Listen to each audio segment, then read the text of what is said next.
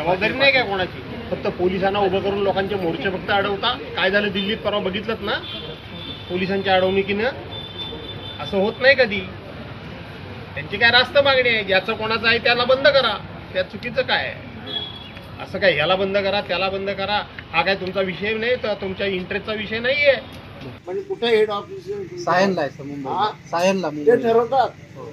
मग तुम्ही इथे काय करता? रिपोर्ट करतो आपण जे रिपोर्ट केलाय ना. हो सर. आता इतके दिवस झाले सतत लोक हे करतात, हे काय बरोबर आहे का? सर मान्य सर, पण आपण जे अखत्यारीत आहे ते काम आपण तेव्हाच केलेलं आहे, सॅम्पलिंग केले आणि अजूनही त्याच्यावर साहेबांना पण त्या दिवशी सांगितलं, मीटिंगला आले होते. रत्नागिरीतील लोटे MIDCतील दूषित पाणी आणि हवेमुळे शेतीचे अतोनात नुकसान होते. पिण्याच्या पाण्याचा प्रश्न गंभीर बनलाय. सोनगाव परिसरातील शेकडो ग्रामस्थांनी महाराष्ट्र प्रदूषण नियंत्रण मंडळावर धडक मोर्चा काढलाय. प्रदूषण करणाऱ्या 6 कंपन्यांवर कारवाई होत नसल्याने आक्रमक झालेल्या ग्रामस्थांसोबत आमदार भास्कर जाधव आणि माजी खासदार हुसेन दलवाई यांनी उपस्थित राहून अधिकाऱ्यांना चांगलंच सुनावलंय. आज हा आपण मोर्चा काढलाय.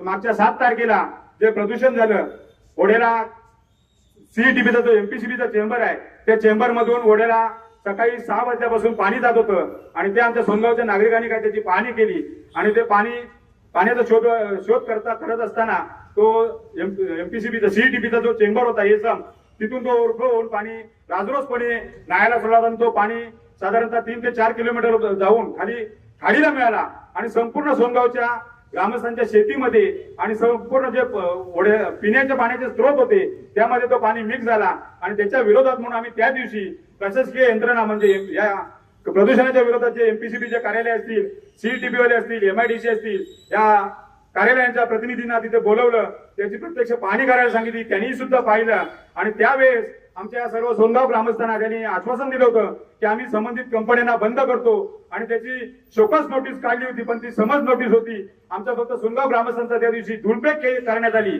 आणि ती शोकस नोटीस काढली आणि कुठलीच कंपनी बंद झालेली नाही किंवा बंद केलेली नाही. आणि त्या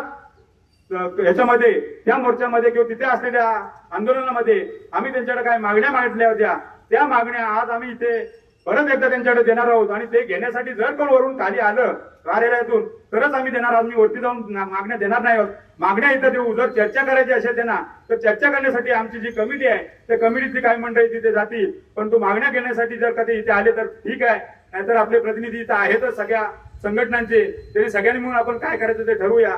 परंतु आमच्या सोनगावचं तरी हे म्हणणं आहे की जे आजचा जो मागणी पत्र देणार आहोत तो त्यांनी इथे येऊन घ्यावा आणि शक्यतो चर्चा करताना लोकांसमोर व्हावी ही आमची अपेक्षा आहे.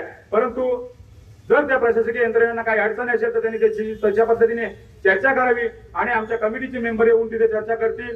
पण त्यानंतर आम्ही हा आजचा जो मोर्चा काढलाय तो मागील 20 दिवस, आज 20 दिवस झाले, 20 दिवसापूर्वीपासून जो प्रदूषणासंदर्भात त्यांनी जे काही आम्हाला आश्वासन दिलं होतं कुठल्याच प्रकारचं पालन केलं नाही, म्हणून आज ही मोर्चाची वेळ आली. जर का आज सुद्धा आम्हाला न्याय मिळाला नाही, न्याय घेतल्याशिवाय आम्ही इथून जाणार नाही आहोत, सोनगावकर हलणार नाही आहेत. जर का आज न्याय मिळाला नाही तर आम्ही यापेक्षाही उग्र आंदोलन हे पुढच्या भविष्याच्या काळामध्ये असेल, जेवढं आम्ही आज इथं या शासकीय यंत्रणेला सूचित करतो. सोनगाव चे जे ग्रामस्थ आहेत ते इकडे चिपळूणमध्ये पोल्युशन कंट्रोल बोर्डच्या ऑफिसमध्ये ते जमा झालेले आहेत आणि ही अत्यंत दुर्दैवी बाब आहे, कारण त्या लोकांना पिण्याच्या पाण्याचा देखील प्रॉब्लेम आहे. त्यांना विकत आणून पिण्याचं पाणी हे प्यायला लागतंय आणि ज्यांना परवडतं ते लोक आणतात, बाकीचे लोक तर तेच खराब पाणी पितात. दुर्दैव असं आहे की तिकडे उद्योग मंत्री हे आपल्या जिल्ह्याचे पालकमंत्री असून असं चाललेलं आहे. त्यानंतर गृहराज्यमंत्री हे देखील आपल्या जिल्ह्यात आहेत. ते भले ते तिकडचे ते सोन गावाचे आमदार नसतील तरी ते खेडमध्ये येतं, ते त्यांच्या आजूबाजूच्या अखत्यारीत येतं. तर 2 मंत्री रत्नागिरी जिल्ह्यामध्ये असून सरकारमध्ये, सत्ताधाऱ्यांमध्ये, केंद्रामध्ये त्यांची सरकार, राज्यात त्यांची सरकार, हे मौन पाळून आहेत. हे अजिबात त्या कंपन्यांबाबत काहीच बोलत नाही, लोकांच्या हिताबाबत काहीच बोलत. त्यानंतर प्रदूषण मंडळ हे सिद्धेश कदमांकडे असून देखील जर असं होत असेल त्यानंतर म्हणजे हे खूपच दुर्दैवी आहे. म्हणजे कोकणात तीन मंडळी असून कोकणातल्या माणसांना सोनगावमधल्या लोकांना हे रडायला म्हणजे त्यांना हे त्रास होतोय हे अतिशय चुकीचं आहे. तिकडचे स्थानिक आमदार भास्कर जाधव साहेब आले त्यांनी देखील या मोर्चाला पाठिंबा दिला, पण हे अत्यंत चुकीचं आहे आणि हे म्हणजे कोकणामध्ये हे म्हणजे बेकार आहे की आपला मराठी माणूस ह्याच्यामध्ये मरतो, ह्याच्यात आपला कोकणी माणूस मरतो.